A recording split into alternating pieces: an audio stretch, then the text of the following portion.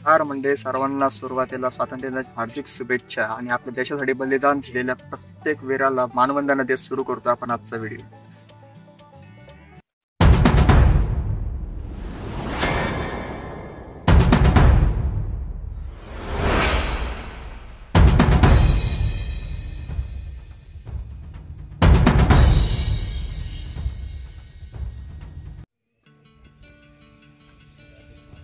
आज आपण आलोय भारतातल्या नाही तर तब्बल आशिया खंडातल्या एकमेव अशा संग्रहालय ज्याचं नाव आहे रणगाडा संग्रहालय किंवा कॅलवरी टँक म्युझियम इथे.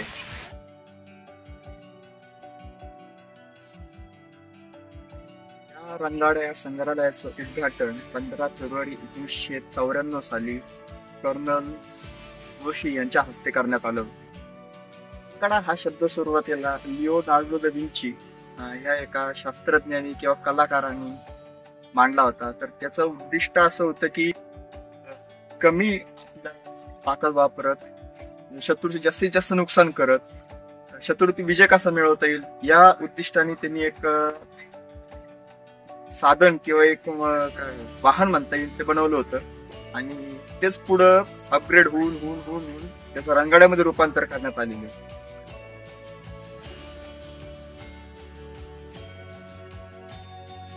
तुम्हाला लोगोवरूनच कळालं असेल की हा रणगाडा आहे रोल्स रॉयल्स या कंपनीचा.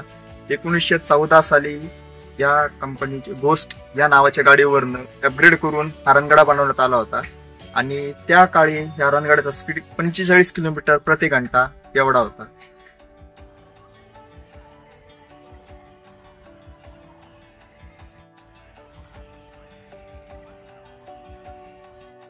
हा जो रणगाडा दिसतोय की आता माझ्या तुम्ही जो रणगाडा बघितला तर त्याचं नाव आहे व्हॅलेंटाईन इन्फंट्री मार्क 3. या रणगाडाचे हा रणगाडा 1938 साली बनवण्यात आला होता आणि हा रणगाडा आपल्या देशाचा नसून ब्रिटिश आणि कॅनडा या देशाचं संलग्न करून हा रणगाडा बनवला गेला होता आणि युद्धामध्ये ज्यावेळेस हा रणगाडा आपण मोडला किंवा फोडला होता तर त्याच्यानंतर हा रणगाडा आपण कॅप्चर करून तर ठेवण्यात आलेला आहे. रणगाडा प्रोबॅबली 60 ते 65 टन किलो एवढा वजनाचा एवढा असतो आणि रणगाड्यामध्ये मेनली 3 जण असतात. एक ड्रायव्हर असतो, एक कमांडर असतो आणि एक गनर असतो. तर तिघांची कामं वेगळे असतात. कमांडर जो असतो तो कमांड देऊन कुठं फायरिंग करायची तर याची पूर्ण माहिती देत असतो. ड्रायव्हर ऑब्व्हियसली नावानुसार ड्रायव्हिंग करतो आणि जो गनर असतो तो तर दिलेल्या कमांडनुसार तिथं फायरिंग करण्याचं काम त्यांचं असतं.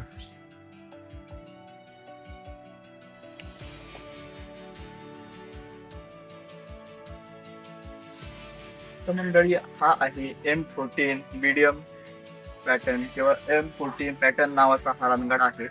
हा रणगाडा बेसिकली पाकिस्तानचा आहे. हा आपण 1965च्या युद्धामध्ये जेव्हा जिंकलो होतो त्यावेळेस हा रणगाडा आपण तिथून आणलेला आहे आणि याची खास बात तिथं या साईड दाखवण्यात आणला होता की मार्क दिसते रेड कलर मध्ये केलेलं आणि माझा 2 मार्क आहेत ते पण दाखवतो मी.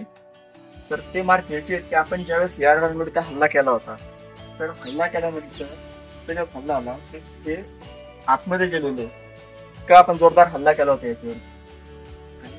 नळकांड पण खाली याच्यासाठी की जे रणगाडे आपण पकडून आणलेले तर त्या प्रत्येक रणगाड्याचे आपल्याला नळकांड खाली दिसणार. आपल्या भारताचे जेवढे रणगाडे दिसतील तुम्हाला इथं तर ते सगळ्या रणगाड्याचे जेवढे कोणते नळकांड ते वरती दिसतील.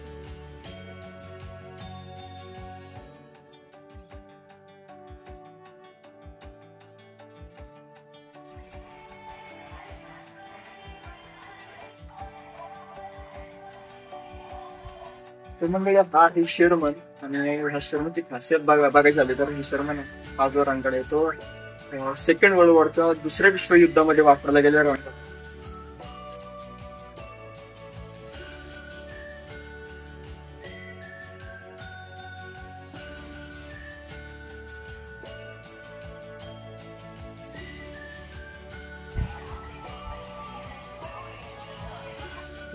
हा हे विजयांचा हा भारतातला सगळ्यात पहिला 100% प्युअर म्हणता येईल की असं पूर्णपणे भारतामध्ये बनवलेला असं पहिला रणगाडा आहे. आणि त्याचं अजून एक मोठं योगदान म्हणजे 1971 मधल्या भारत पाकिस्तान युद्धामध्ये त्याचं खूप मोठं असं योगदान या रणगाड्याने आपल्याला दिलेलं आहे.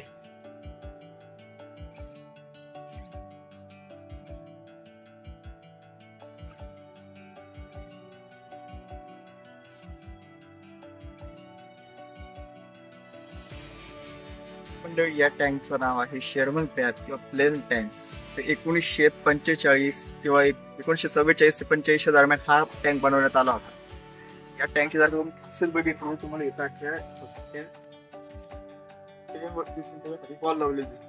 हा जो वरचा पाठ असायचा फिरता ह्याचे सुरुवातीला ज्या पाईस लावले जायचे आर्मीच्या जवानांसाठी ज्यासाठी पाय ठेवल्यावरती स्फोट व्हायचा. तर हे टँक डिफ्यूज करण्यासाठी त्यांचा पुढचा जो पार्ट असायचा याचा उपयोग केला.